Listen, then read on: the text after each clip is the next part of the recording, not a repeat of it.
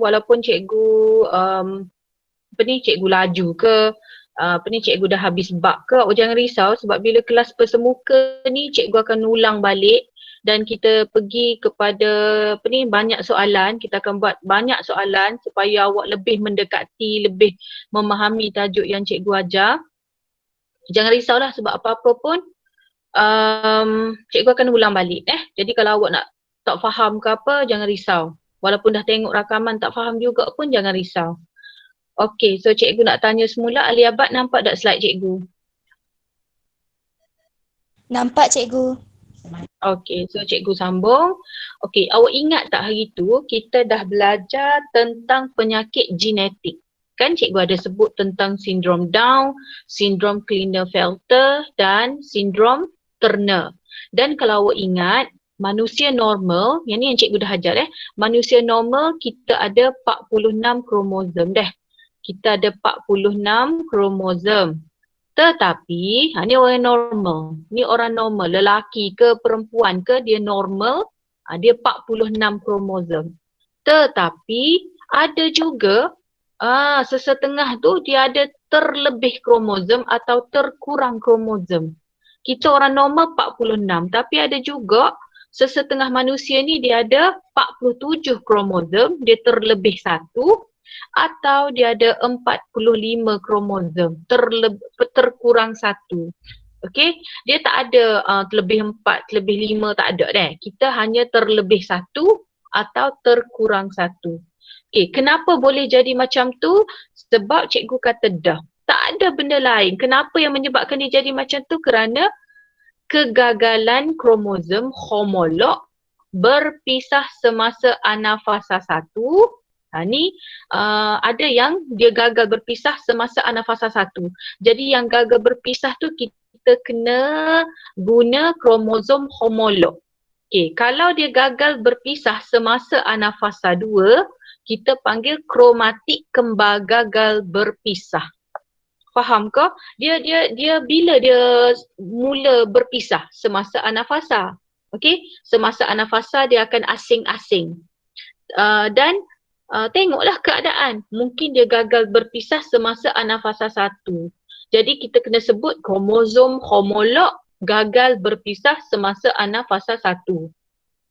Kalau kejadian ini berlaku semasa anafasa 2, kita kena guna istilah yang betul iaitu kromatik kembar gagal berpisah. Okey, kena tahu beza. Kalau anafasa 1, kromosom homolog gagal berpisah. Kalau semasa anafasa 2, kejadian ni berlaku semasa anafasa 2, kita panggil kromatik kembar gagal berpisah. Okey, dia boleh berlaku mana-mana, sama ada semasa anafasa 1 atau semasa anafasa 2. Dan kita panggil keadaan ni sebagai tak disjungsi. Okey, peristiwa tak gagal berpisah ni kita panggil tak disjungsi. Okey, bila dia gagal berpisah maka jadilah sama ada 45 kromosom atau 47 kromosom. Jadi cikgu nak tunjuk yang ni lah. Mana cikgu yang gagal berpisah? Okey, kalau dia normal, awak nampak tak dia beratur elok-elok. Yang ni metafasa.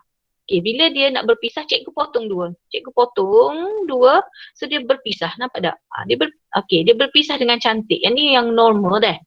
Ini yang normal, dia berpisah. Okay, comel. Okay, elok. Tapi ada masalah, tengok ni. Yang ni dia beratur. Elok je dia beratur. Bila cikgu potong, awak nampak tak yang ni bermasalah. Awak nampak tak? Yang ni. Semua dia cantik. Ni. Dia berpisah, dia asing-asing. Tapi ada masalah yang ni tak berpisah. Okey, bila dia tidak berpisah, so keadaan dia yang ni, dia dah jadi belah sini, dia dah jadi terlebih satu, yang belah sini terkurang satu. Sebab tu cikgu kata tadi, sama ada terkurang satu atau terlebih satu. So yang belah sini terlebih satu. Sebab dia dah pergi macam ni. Manakala yang ni terkurang satu. Okay, sama juga yang ni, nampak tak? Bila dia berpisah, tengok. Ni kromosom homolog berpisah. Tiba-tiba tengok, dia tak nak berpisah. Tengok, dia pergi dua-dua. Okay, so belah sini terkurang satu. belah sini terlebih satu. Okay. So nampak tak? Ni dia kata apa ni? Dia cakap yang ni. Dia kata you never said there was a second anafase. Dia tak nak berpisah. Dia kata awak tak bagi tahu ada anafasa yang kedua. Terpaksalah kita berpisah. Tengok ni, yang ni berpisah, yang ni berpisah, yang ni berpisah, semua berpisah. Maknanya semasa anafasa 1 ke anafasa 2 ke, kromosom akan berpisah. Okay, jelas Okey, kemudian, cuba tengok cikgu ada bagi tahu hari tu kita ada 3 jenis penyakit genetik. Okey, kalau sindrom Down ni dia terlebih 1. So kita orang normal 46, jadi dia akan jadi 47. Okey, 47 kromosom terlebih 1. Jadi cara nak tulis dia ialah awak kena sama-sama 45. 45 tambah XX. So kalau nampak XX belakang tu cikgu kata dah kromosom set XX ni ialah perempuan. Jadi 45, 46, 47. 47 kromosom. Dan kenapa XX? Menunjukkan dia ada sindrom Down dan dia adalah perempuan. Okay, kalau dia lelaki 45 tambah XY. So 45, 46, 47. Maka kalau awak tulis macam tu, cikgu faham dah. Oh, maknanya dia ni sindrom Down dan dia lelaki. Okay, apa ciri untuk orang yang sindrom Down? Lelaki ke perempuan ke dia sama je. Dia terencat akal. Okay, dahi dia lebar. Nampak ni, dahi dia lebar. Hidung dia penyek. Okay, hidung dia penyek dan mata dia sepet. Sebab tu kalau awak tengok orang sindrom Down ni lelaki ke perempuan ke awak kenal. Dia macam ada seiras muka dia. Okay, muka dia lebih kurang sama kan, awak pernah nampak kan. Ada apa ni, ada yang di antara awak ni pun ada adik yang sindrom Down. So cuba awak tengok, betul lah cikgu kata dia apa ni, mata sepet, hidung penyek. Okay, dan lagi satu ciri dia ialah lidah dia lebih panjang. Lidah dia lebih panjang menyebabkan dia tak boleh nak tutup mulut dia tu. Macam ada terlebih lidah. Jadi air liur dia sentiasa menitik. Okay. Okay, dan biasanya dia ada, kalau kita ni kita ada apa ni, kita punya apa panggil, garis di tangan tu macam ni kan, macam ni orang normal ni. Tetapi untuk orang yang sindrom Down, dia ada satu line panjang. Dia panggil garisan simian. Okey, garisan simian. Biasanya orang sindrom Down dia ada garisan simian. Okey. Okey, dan kenapa dipanggil sindrom Down? Kerana sindrom Down ni, kecacatan genetik ini dinamakan sempena Doktor British yang pertama kali mengkajinya. Okay, Dr. British tu nama dia John Landon Down. Dia yang kaji, yang jumpa tentang penyakit sindrom Down ni. Jadi sebab itulah kita beri nama sindrom Down. Dan sindrom Down ni juga dikenali sebagai trisomi 21. Kenapa trisomi 21? Sebab kalau awak tengok yang lain semua dua berpasangan. Dua. Tapi tiba-tiba dekat nombor 21 ni ada 3 kromosom. Ingat deh, ada 3 autosom. Okey, ada 3 autosom. Nampak ni? 1, 2, 3. Jadi nombor 21, lelaki ke perempuan ke semua orang yang ada sindrom Down ni, memang kalau kita cek kromosom dia, karyotik dia dekat nombor 21 ada 3. Sebab tu dia panggil trisomi 21. Merupakan kecacatan genetik kehadiran satu kromosom pada pasangan ke-21.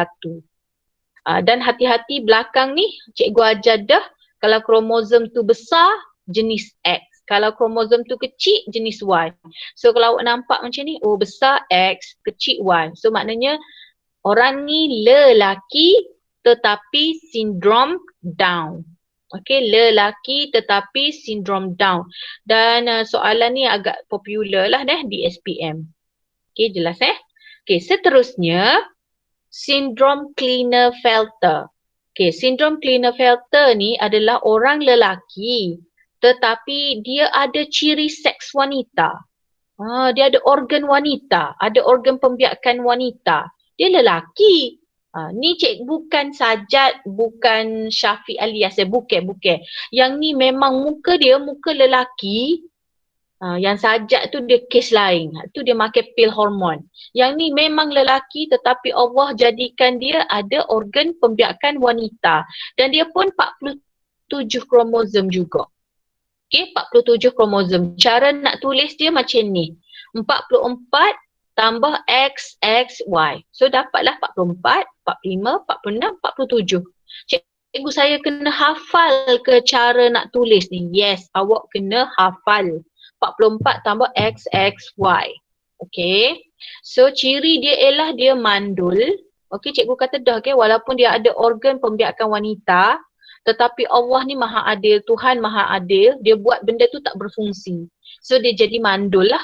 Okay, kalau tidak letih lah, dia mengandung pula.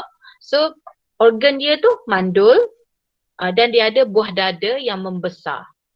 Okay, sekejap cikgu terangkan yang ni dulu, lepas tu kita tengok gambar. Okay, kemudian sindrom Turner. Cara nak ingat, Tino. Okay, Tino. Turner ni ialah Tino, perempuan. Tetapi ada organ pembiakan lelaki.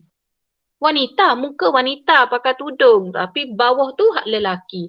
Dan dia ada ciri seks lelaki. Okey, ciri seks lelaki dan dia kurang 1, 45 kromosom. Kena ingat ni, semua ni kena ingat. 45 kromosom, cara nak tulis ni ialah 44 tambah X. Okey, dan cara nak ingat juga cikgu kata senang je, mandul. Semuanya mandul. Okey, so kita tengok kenapa dia macam tu. Okey, kita tengok ini. Ni yang cikgu kata tadi, Klinefelter. Sindrom Klinefelter iaitu lelaki. Okey, nampak tak? Muka dia lelaki tetapi dia ada buah dada macam perempuan. Dan di bawah tu dia ada yang wanita. Okey, kalau awak tengok semua 2, 2, 2, 2, 2, 2, 2, 2. Tapi bila sampai sini, ada 3 cikgu. Dia dekat kromosom seks. Dia ada 3. Ingat kalau sindrom Down dekat autosom nombor 1 sampai 22 tu autosom. Tapi kalau Klinefelter ni dia kacau dekat sini. Dia kacau dekat kromosom seks. Okey, jadi sebab itulah kalau tengok besar kecil. So maknanya dia ada X, X, Y. Sebab tu cara nak tulis, kita tulis macam ni. Kita dah 45, 46, 47, 48 pula. So 44 awak ingat gitu. Cara nak tulis ialah 44 tambah X, X, Y. So dapatlah 44, 45, 46, 47 kromosom. So sindrom Klinefelter ni 47 kromosom, iaitu cara nak tulis 44 tambah X, X, Y. Okay, jadi dia adalah lelaki tetapi ada buah dada macam wanita dan organ pembiakan wanita. Tetapi Allah Maha Adil jadikan dia mandul. Okay, jelas Okay, seterusnya awak kata tak adalah kes-kes macam ni. Ada. Ini antara artis ataupun orang terkenal yang ada sindrom Klinefelter. Contoh Caster Semenya. Cikgu ingat lagi, cikgu baca dia memang menang Olimpik, nombor 1 dapat pingat emas. Tetapi kemudian ada pertikaian tentang pingat emas dia. Dia masuk kategori wanita. So dia masuk kategori wanita. Tapi orang mempertikaikan. Orang kata kenapa masuk yang wanita? Dia kan muka lelaki. Okey. Okey, lagi yang ni Jamie Lee Curtis. Ni pelakon ni, Jamie Lee Curtis ni dia adalah lelaki tetapi sebab dia ada buah dada apa semua, dia pun pergi buat pembedahan plastik lah. Lepas tu dia tukar. Dia buat macam sajak tu. So dia pun nak jadi perempuan lah. Okay, Jamie Lee Curtis. Ada ni, dia pelakon. Okay. Yang ni yang cikgu kata Turner Syndrome. Sindrom Turner. Tino. Nampak kan muka dia perempuan. Turner. Tino. Perempuan. Tetapi dia ada, nampak tak? Dia ada halkum macam lelaki. Okay. Jadi macam mana nak kenal? Tengok. Semua 2, 2, 2. Okey belaka. Sampai 22 ni semua okey. Dua. Sebab yang ni autosom. Tiba-tiba, cuba awak tengok ni. Tiba-tiba, kurang satu. Nampak? Sepatutnya kita kena ada satu lagi sini. Tapi dia kurang satu. So jadilah 45 kromosom kurang satu. Jadi cara nak tulis dia ialah 45 tambah salah dah tu 44. Okey, 44 tambah sebab ni besar tambah tambah X. Okey, 44 tambah X. So jadi 44, 45. So dapatlah 45 kromosom. Jelas 45 maknanya 44 tambah X. Ada pelajar nak tulis kosong belakang pun boleh, tak nak tulis pun tak apa. So 44 tambah X kosong. Dapatlah 45 kromosom kurang satu. Jadilah sindrom Turner. Okey, awak kata tak ada lah benda macam tu di dunia ni. Ada deh. Contoh yang pertama ialah Dr. Catherine Melver. Dia adalah seorang pakar genetik yang terkenal dan dia ada sindrom Turner. Dan dia ni memang orang yang bijak. Dan kenapa dia belajar genetik sampai jadi pakar genetik? Sebab dia kata dia frust, dia kecewa dengan diri dia. Jadi dia pun cabar diri dia untuk belajar, untuk cari kenapa kenapa dia ada sindrom Turner ni. Awak boleh carilah dalam Google, baca tentang diri dia. Dan biasanya orang yang sindrom Turner ni, orang yang sindrom Turner ni biasanya dia rendah. So she's only 4 feet and 8 inches tall. Rendah sangat. Biasanya kita nak kenal orang yang ada Turner ni. Kebiasaannya tak semua orang ada sindrom Turner. Tapi biasanya dia rendah. Okey. Yang kedua, cikgu rasa awak kenal yang ni. Yang ni dia banyaklah berlakon dalam NCIS. Siapa yang suka tengok CSI kan. Lepas tu dalam James Bond. Dia ni boss. Dalam cerita James Bond, nama dia Lydia Susanna Hunter. Dan ni dia ni. Dia memegang watak ni dalam cerita apa? Dalam cerita apa dah, cikgu tak ingat dah ni. Mr. Incredible. Dia lah tu. Jadi dia pun ada sindrom Turner. Sebab tu awak tengok dia rendah. Okey, jelas dia perempuan, muka wanita. Tetapi dia ada yang lelaki. Dia ada organ pembiakan lelaki, dia ada ni halkum. Okey, jelas Okey, kemudian cikgu nak masuk kumpulan darah. Okey, kumpulan darah ni sebenarnya kalau awak baca tajuk ni, cikgu nak awak ingat form 4 awak dah belajar tajuk ni. Okey, so cikgu akan pergi dengan laju sebab awak dah belajar. Minggu lepas pun cikgu dah sentuh. So kalau awak ingat balik, kumpulan darah kita ada 3 alel. Okey, kita ada 3 alel, iaitu alel A, alel B, alel O. Dan kena ingat juga alel A dan alel B ni memang alel dominan. Okey, alel A, darah B ni adalah alel dominan. Manakala alel O adalah resesif. So siapa-siapa yang ada darah AB, okey, ada darah AB maknanya awak ni adalah kodominan. Okey, awak ada alel kodominan. Kenapa kodominan? Dua-dua jenis dominan. Okey. So macam mana kita nak tahu awak ni darah A, darah B, darah O? Berdasarkan antigen. Kalau awak tengok sini nampak ni. Antigen yang duduk dekat sel darah merah dia jenis antigen A. Maka orang tu darah A. Okey. Kalau orang tu darah B, awak nampak tak? Dekat sel darah merah dia ada antigen jenis B. Antigen ialah benda asing. Benda asing jenis B duduk dekat darah sel darah merah awak. Maka awak pun darah B lah. Okey, dan awak nampak tak? Ada dua-dua antigen ni, A dan B, duduk melekat pada sel darah merah. Okey, duduk melekat. Benda asing tu jenis A, jenis B. Duduk melekat pada sel darah merah awak, maka awak jenis darah A, B. Tapi awak tak ada. Yang ni tak ada. Tak ada antigen. So orang tu darah O, kosong. Okey. Okey, kemudian soalan. Okey, yang ni biasa kalau kita buat test darah lah. Biasa kalau kelas, biasa cikgu test lah. Kita ada ujian ni dalam kelas. Biasa cikgu buat lah dengan pelajar.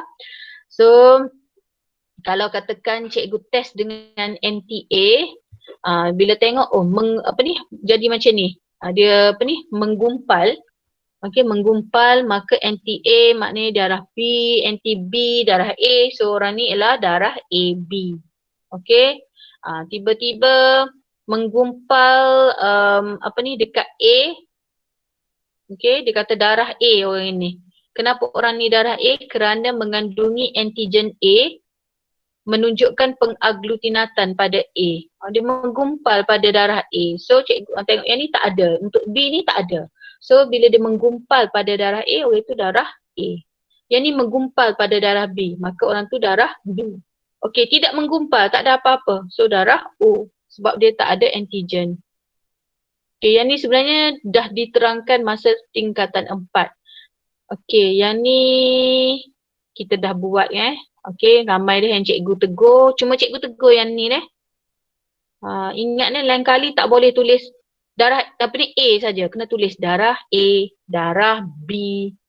Okey, persen jangan lupa, peratus kena tulis dan bila dapat macam ni, 2 nisbah 2 awak matikan. Awak ringkaskan, dapat 1 nisbah 1. Okey, ni cikgu tak nak pergi lah. Okey.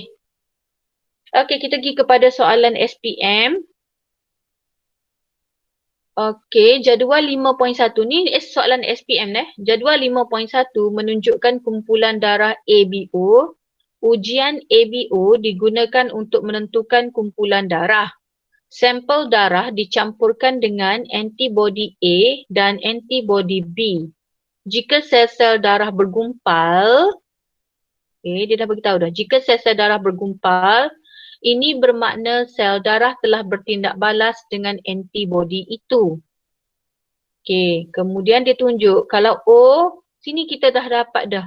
Oh, tiada penggumpalan. Maknanya kalau jadi macam ni, tiada penggumpalan. Oh, jadi anti A tak ada, anti B tak ada, maka orang ni darah O. Okey. Ini dia petunjuk dalam soalan. Sebab nanti awak nak kena jawab yang ni. Jadi biasanya pelajar ni dia tak pandai nak baca. Okey, cuba kita tengok kenapa dia ni darah A. Sebab ada penggumpalan dekat A. Sebab tu dia darah A. Yang ni tiada penggumpalan. Dekat B tu tak ada penggumpalan. Maknanya orang ni darah A. Okey. Ada penggumpalan dekat anti B. Maknanya orang ni darah B. Yang ni gumpal dua-dua. So maknanya dia darah A, B. Okey, soalan SPM tahun tu ramai juga ada pelajar yang salah. Dia kata jadual 5.2 menunjukkan keputusan ujian ABO untuk pesakit yang memerlukan pemindahan darah. So dia pun suruh tentukan apakah darah David. Okey, so kalau kita tengok darah David ni ada penggumpalan dekat anti-A. Maka David berdarah A. Boleh Sebab tu jangan abaikan apa sahaja petunjuk yang diberikan dalam soalan. Okey, untuk darah Lee. Darah Lee kalau kita tengok tak ada penggumpalan, tak ada penggumpalan. So bila tak ada kosong, maka dia darah O. Simple je, tapi 2 markah. Okay. Okay, next. Okay. Berdasarkan jadual 5.1, manakah jenis kumpulan darah penderma yang sesuai untuk David dan Lee bagi pemindahan darah? Sebenarnya soalan ni soalan tingkatan 4 kalau ingat balik Okay, so David ni dia berdarah A kan? Okay, cikgu ingatkan balik awak. Okay, kita sambil-sambil kita revision balik yang tingkatan 4 Sebab awak nampak tak? Awak belajar tingkatan 5 mengenai darah. Pewarisan manusia. Tapi dia boleh kait dengan tajuk tingkatan 4. Okey. Jadi David darah A. Jadi bila David darah A, dia boleh terima darah A atau darah O. Okey. Darah A atau darah O. Sebab apa yang gitu? Okey, kalau awak ingat balik, cikgu ajar awak masa tingkatan 4, orang darah O ni, orang darah O ni, orang kaya. Sebab apa cikgu orang darah O ni kaya? Sebab dia boleh derma kepada A, dia boleh derma kepada B, dia boleh derma kepada AB dan dia boleh derma kepada O. Sebab tu cikgu panggil dia kaya sebab dia boleh derma kepada A, O, B, AB. Jadi sebab itulah David berdarah A, dia boleh terima A saja dan O. Okay, Lee Okey, Li berdarah O. Li berdarah apa tadi? Okey, Li berdarah O, maka Li hanya boleh terima darah O sahaja. Memang O ni orang kaya. Dia kaya, dia boleh beri kepada semua. Tetapi dia hanya terima darah dia saja. Awak ingat gitu je. Oh, kaya ni maksudnya dia beri kepada semua, tetapi bila nak terima, dia terima darah dia sahaja. So, O terima darah O sahaja. Okey, ni masih lagi soalan tingkatan 4. Seorang mangsa kemalangan yang mempunyai darah jenis B memerlukan pemindahan darah semasa kecemasan. Adakah selamat untuk dia menerima darah jenis O? Selamatlah. Sebab darah O, cikgu kata orang kaya, dia boleh beri semua. Okey? Kenapa? Okey, kerana kumpulan darah O, dia kaya. So, bila dia kaya, dia adalah penderma universal. Okey, awak kaitkan. Jangan tulis dia kaya. Kaya tu kenapa? Sebab dia adalah penderma universal. Maknanya dia boleh derma kepada semua. Kenapa macam tu? Sebab darah jenis O tidak mempunyai antigen A, tak ada antigen B pada membran sel darah merah. Jadi bila tak ada antigen A, tak ada antigen B, maka tiada penggumpalan, tiada antigen melekat pada antibody. So untuk tajuk ni, tolong buat revision balik tajuk tingkatan 4 Okey, tolong buat revision balik untuk tajuk tingkatan 4. Okey, kita masuk yang ni. Yang ni ada kaitan dengan tingkatan 5. Rajah 3.1 menunjukkan bagaimana variasi kumpulan darah diwarisi oleh anak-anak. Jenis-jenis kumpulan darah adalah A, B, dan O. Alel-alel yang mengawal jenis kumpulan darah adalah IA, IB dan IO. Berdasarkan rajah 3.1, anak yang genotipnya IBIO yang ni mempunyai kumpulan darah bila B dengan O, B dominan, O resesif. So anak dia kumpulan darah B. Terangkan bagaimana anak itu mewarisi kumpulan darah B. Okey. Untuk tugasan 4 ni awak kena saling. Kenapa kena saling? Sebab cikgu nak ajar awak bagaimana cara nak jawab soalan ni. Okey, cikgu ulang sekali lagi. Terangkan bagaimana anak yang ni dapat darah B. Okey, so caranya ialah anak ni genotipnya BO. Okey, kalau dalam bentuk huruf kita panggil genotip. Okey, anak genotip BO, awak pun tengok. Dia terima gamet dari induk mana ya? Dia terima gamet dari induk IAO. Okay, so IAO ni, AO ni adalah heterozygot.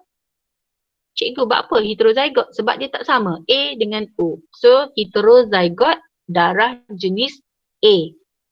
Membawa alel O. Nampak? Sebab tu dia terima daripada induk dia AO. Tapi dia dapat gamet jenis O. Nampak Okay. Manakala dia terima gamet, dia terima daripada induk BO, heterozygot tapi darah jenis B. Yang membawa dia dapat alel mana? Alel B. Okey, cikgu berhenti setakat ni dulu. Jelas ke? Okey, kita kena bagi tahu anak tu genotip dia apa? BO. Dia terima gamet daripada induk mana? Dia terima gamet daripada induk IAIO. So AO ni adalah heterozygot darah jenis A yang memberi dia alel O. Manakala dia terima gamet daripada induk BO. BO ni apa? Heterozygot darah B yang memberi dia alel B. Okay. Semasa pembentukan gamet, dua alel ini berpisah. Berpisah tu segregasi. Ingat segregasi. Semasa pembentukan gamet, dua alel ini berpisah dan hanya satu alel sahaja yang hadir dalam setiap gamet. Memanglah dia dah, awak nampak dah? Dia berpisah pada IAO tapi dia cuma dapat satu gamet je. Dia dapat IO. Walaupun yang ni ada B dengan O, dia cuma dapat B. Menyebabkan anak menerima satu alel dominan B dan satu alel resesif O semasa persenyawaan gamet. Jadi sebab itulah dia dapat BO, maka darah dia jenis B. Boleh Okay, so yang ni kena saling saling, dan kalau boleh hafallah cara jawab. Marilah soalan bentuk macam ni, awak jawab gitu je. Awak cakap induk dia apa? Heterozygot ke homozygot? Okay, lepas tu dia dapat alel apa dan berpisah, maka terimalah satu-satu. Okay, jelas Okay, seterusnya cikgu nak masuk tajuk rhesus Okay. Kalau awak tengok untuk tajuk rhesus ni muka surat 245. Okey, selain daripada antigen A dan antigen B yang terdapat pada permukaan sel darah merah manusia, terdapat satu lagi antigen iaitu antigen D. Sebelum ni cikgu ada bagi tahu pada sel darah merah awak tu dia ada dua jenis antigen. Kalau orang tu ada antigen A saja, darah A. Kalau orang tu ada antigen B, dia berdarah B. Kalau dia ada antigen A, antigen B, orang tu berdarah AB. Kalau tak ada kosong, darah O. Tetapi ada satu lagi tambahan antigen iaitu antigen D yang dikenali sebagai faktor rhesus. Dan faktor rhesus cara nak tulis dia mesti R besar H. Itu memang cara dia nak tulis. Rhesus singkatan dia. Okay. Sel darah merah individu yang mengandungi faktor rhesus dipanggil rhesus positif, RH positif. So katakan darah awak ni, doktor pun tengok, ada antigen D ni, ada antigen D. Maka orang itu rhesus positif. Okay, rhesus positif. Manakala individu yang tidak mempunyai faktor rhesus, tiba-tiba tengok tak ada antigen, memang tak ada antigen. Maka dia tak ada antigen D, maka kita panggil dia rhesus negatif, RH negatif. Dapat? So kalau awak tengok sini, cikgu berdarah O, rhesus cikgu positif. So maknanya cikgu walaupun tak ada antigen A dengan B, tapi cikgu ada antigen D. Jadi sebab tu cikgu, biasanya kalau ibu awak yang mengandung, bila dia cek darah, dia akan dapat satu kad macam ni lah. Kad ni biasa cikgu bawa semua dalam beg cikgu supaya kalau jadi apa-apa cikgu, orang tengok dalam kad cikgu tu, dia ni darah O. Kalau perlu darah, pendermaan darah, cikgu hanya boleh terima darah O. Dan cikgu ni darah O rhesus positif. Okay, jelas Okay. Pewarisan faktor rhesus daripada ibu bapa kepada anak adalah berdasarkan prinsip Mendel. Faktor rhesus dikawal oleh gen yang terdiri daripada sepasang alel iaitu RH positif. Ingat sama-sama yang ni kena faham. Kalau rhesus positif, dominan. Dalam exam dia tak akan bagi tahu. Awak kena fikir sendiri. Kalau rhesus positif ni dominan. Kalau rhesus negatif, resesif. Okay, kalau rhesus negatif, resesif.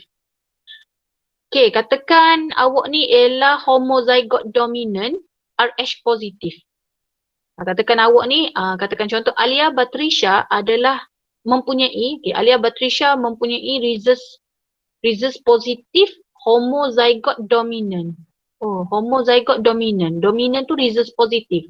Maka cara tulis macam ni lah. Okay, cara tulis dia macam ni. RH positif, RH positif. Boleh? Dia memang cara tulis dia macam tu. Singkatan dia RH untuk rhesus. Okay, jadi sebab dia RH positif ni dominan, maka RH positif. Okay.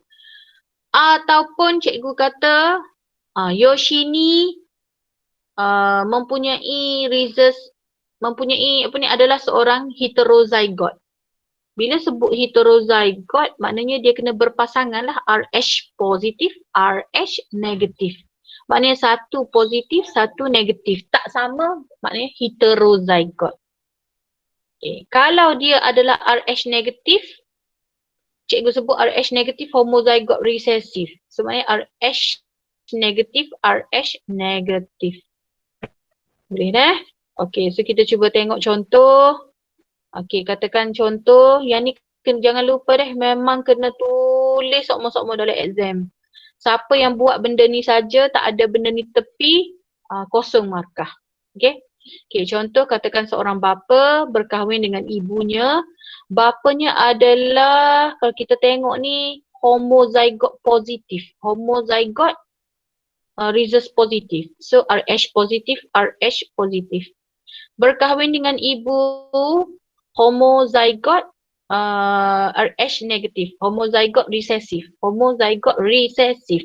Oh, maknanya Rh tolak, Rh tolak.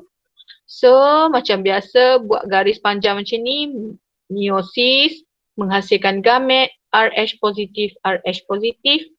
Jadi bila bersenyawa dapatlah semua anak dia rhesus positif. Okay, rhesus positif. Okay, semua anak rhesus positif.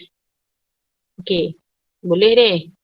Cikgu, kenapa dia buat macam simple sangat? Nanti cikgu tunjuk cara yang biasa kita buat. Yang ni simple sangat ni, bahaya ni. Okay, yang ni simple sangat, bahaya. Kenapa cikgu kata bahaya? Kita biasa guna yang ni. Okay, kita biasa guna yang ni. Okay, situasi dua, bapa heterozygote. So, bila sebut heterozygote maknanya satu positif, satu negatif.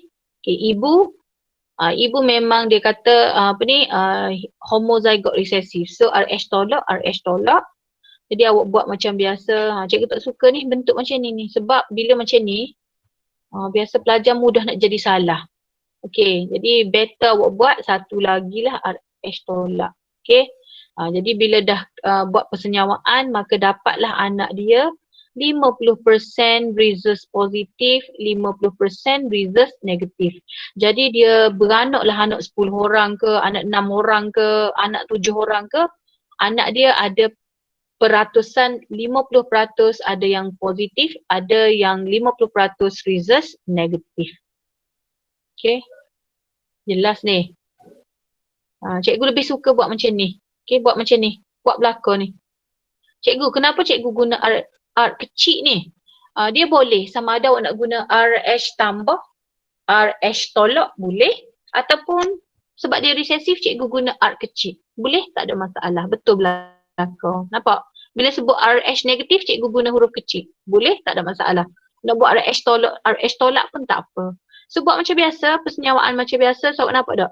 Anak dia dapat nisbah 50% Rh positif, 50% Rh negatif. Okay. Jangan tulis positif-positif macam tu. Kena ada perkataan Rh positif, Rh negatif. Jelas deh. Okay. Kalau dapat macam ni, awak boleh tarik ni. Awak boleh tarik semua macam ni, awak tulis. Kesemuanya Rh positif, peratus dia awak boleh tulis bawah ni. 100% Rh positif. Okay, awak boleh tulis 100% Rh positif. Okay, ada pelajar tanya, bahaya tak saya ni ada Rh positif, yang tu tak ada Rh positif. Yang ni awak kena baca balik. Okay, ulang kaji buku teks muka surat 185 tingkat 4. Okay, bab 10. Tajuk darah ABO dan faktor rhesus. Dalam tajuk tu ada cerita, apa jadi kalau kita ni tak ada faktor rhesus? Jadi macam mana?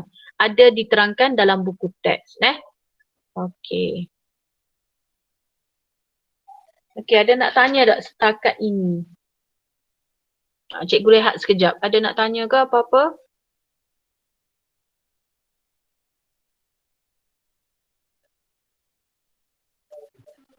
Ada nak tanya? Tak ada. Jelas ke? Jelas. Ya. Jelas, je ni cikgu. jawab. Ya. Okay, kita masih ada masa lagi 15 minit.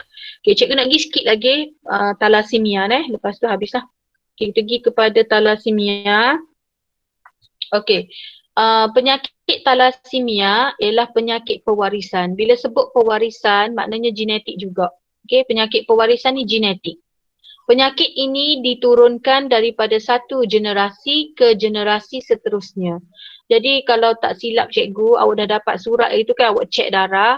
Jadi ada antara pelajar kita ni ada yang anemia, ada yang thalassemia. Okey. Penyakit ini diturunkan daripada satu generasi ke generasi yang seterusnya. Sebab tu kita doktor datang ambil cek darah awak, tak silap cikgu masa form 4 kan. Sebab dia nak trace. Sebab dia nak sekat benda-benda macam ni kan. Dia nak trace siapa ni ada pembawa, siapa ada genetik penyakit thalassemia. Thalassemia berlaku disebabkan oleh mutasi gen. Apa tu cikgu, mutasi gen? Maknanya gen awak rosak. Okay, gen awak yang bawa tentang darah tu rosak. So thalassemia berlaku disebabkan oleh mutasi gen dan dia kacau pada autosom. Dia bukan di kromosom seks. Awak ingat tak itu cikgu ada ajar awak? Kromosom kita ni ada 46 kromosom. Jadi nombor 1 sampai nombor 22 ni kita panggil autosom. Okay. Yang nombor 23 tu, Pak Cikgu nombor 23 ialah 23 darab 2 yang nombor 46 tu. Okay. Yang nombor 23 tu adalah kromosom seks. Yang ni membawa maklumat tentang jantina. Sebab tu tadi sindrom Turner, sindrom Klinefelter dia kacau dekat kromosom seks. Sebab tu dia jadi macam perempuan tapi ada ciri lelaki, lelaki ada ciri wanita sebab dia kacau dekat kromosom seks. Tetapi untuk thalassemia ni dia kacau dekat mana-mana ni. Dia kacau dekat mana-mana iaitu kromosom nombor 11 atau 16. Faham ke? Dia kacau dekat autosom nombor 11 atau 16. Maka kalau dia kacau dekat mutasi gen situ, maka jadilah awak ni thalassemia. Okey, jelas ne?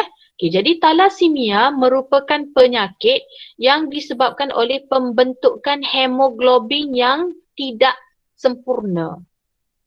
Orang yang ada thalassemia ni, hemoglobin dia cacat. Sebab tu awak masa tingkatan 4, doktor mari ambil darah awak, sampel darah. Daripada situlah dia cek, oh ni budak ni hemoglobin dia, darah dia tak sempurna, cacat. Okey. Jadi maknanya awak ni ada thalassemia. Jadi bila hemoglobin tu cacat, maka awak kekurangan bilangan hemoglobin. Menyebabkan saiz sel darah merah menjadi kecil. Orang lain besar ni, sel darah merah awak besar ni. Kecil. Jadi saiz sel darah merah awak kecil dan membawa kurang hemoglobin. Ingat hemoglobin ni pigmen warna merah. Sebab tu sel darah merah tu nama dia sel darah merah. Warna dia merah. Sebab dia ada hemoglobin. Tapi bila awak kurang hemoglobin, maka orang yang ada thalassemia ni dia pucat. Bibir pucat, muka pucat. Maknanya dia kurang sel darah merah. Sebab dia kurang hemoglobin. Hemoglobin warnanya merah. Okey. So dia pun jadi pucat. Okey. Jadi kita nak tengok apa jadi, macam mana boleh jadi thalassemia ni.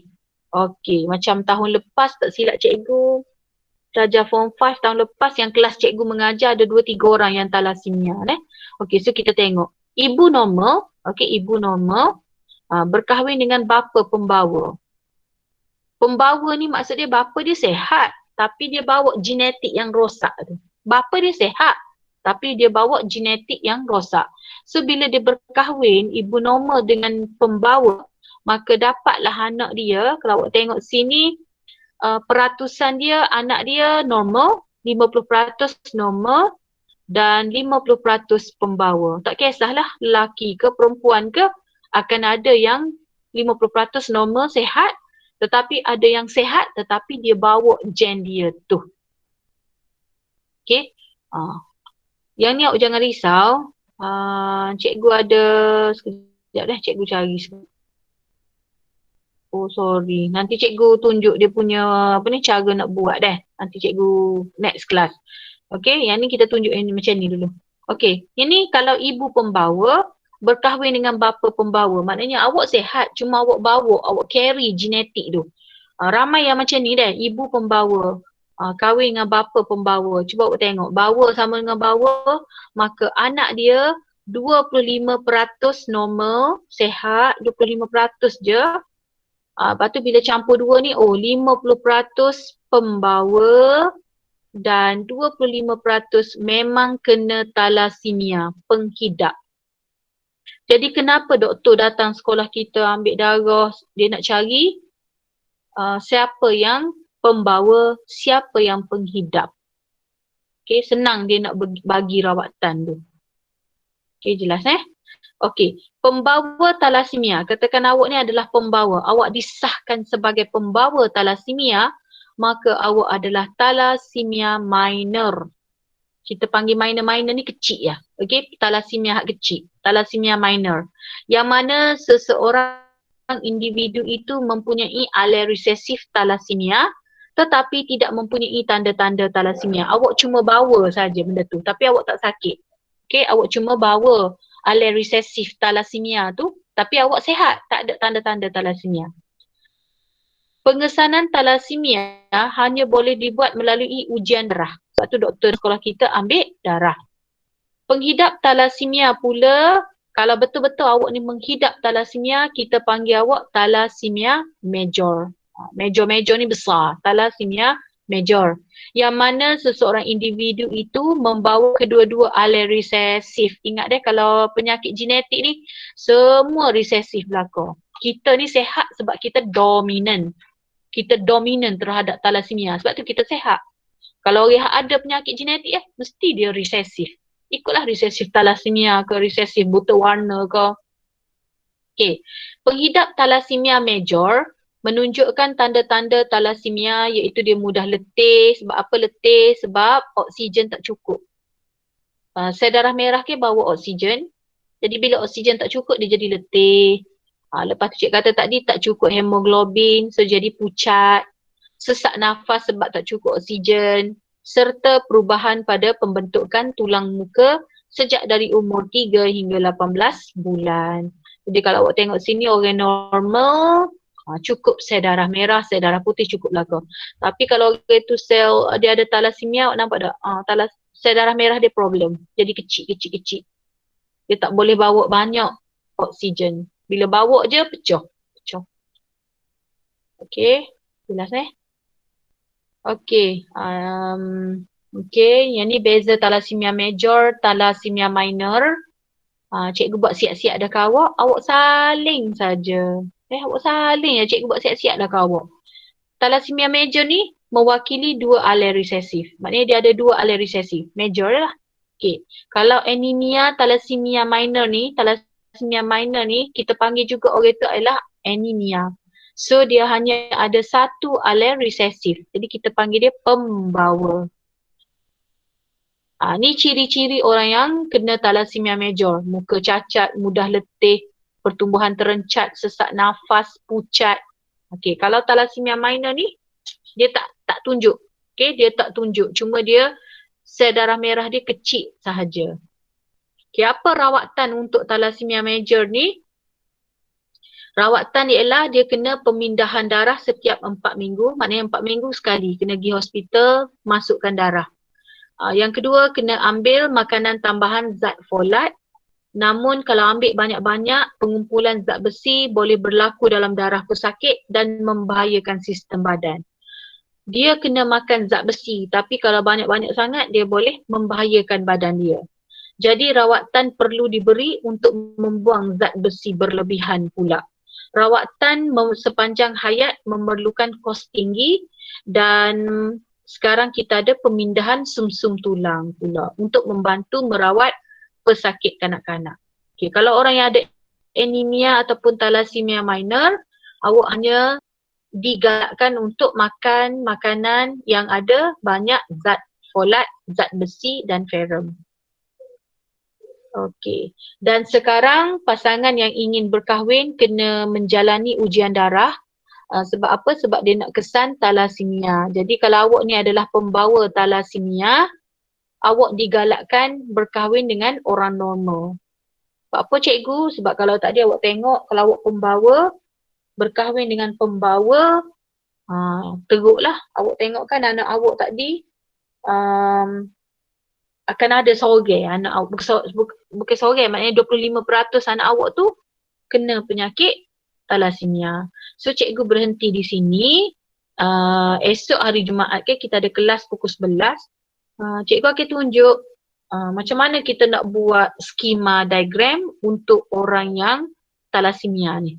Okay, jadi tugasan awak malam ni ialah salin slide yang cikgu akan hantar nanti dalam kelas. Okay, Assalamualaikum. Waalaikumsalam. Terima kasih cikgu. Terima kasih cikgu. Terima kasih cikgu. Selamat malam cikgu. Terima kasih cikgu. Yang ni cikgu akan terangkan esok dah. Cikgu, makasih cikgu.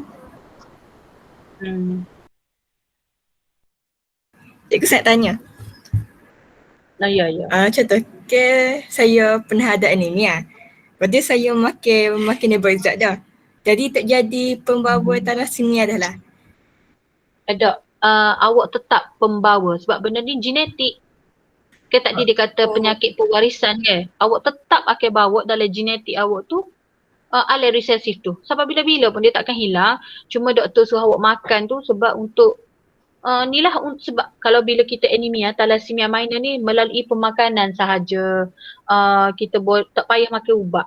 Jadi cara untuk orang kata apa, cara untuk kita survive je lah. Tapi awak masih lagi pembawa sampai bila-bila dan benda ni boleh turun kepada anak-anak awak pula. Esok cikgu akan tunjuk. Katakan contoh awak ni pembawa, awak kahwin orang normal jadi macam mana, awak pembawa, awak nikah dengan orang thalassemia. Esok cikgu akan tunjuk. Okay. Thank you cikgu. Benda tu tak hilang dah. Okay, yes lagi. Terima kasih cikgu. Okay. Cikgu. Ya. Lepas tu ada sindrom Turner dengan sindrom Klinefelter tu sorang ya kan? Sorang dia kalau sindrom Turner Tino dia garau sikit lah macam lelaki. Sebab dia ada halkum tu. Okay cikgu. Thank you. Tapi bukan sajak dia. Awak jangan samakan dengan sajak dengan Safi tu. Tu kes lain tu. Waktu dia makan pil hormon dah. Tak sabit langsung. Okay. Ni awak belajar kunsa kan? Kunsa tu, apa cikgu awak kata kalau kunsa? Yang macam ada dua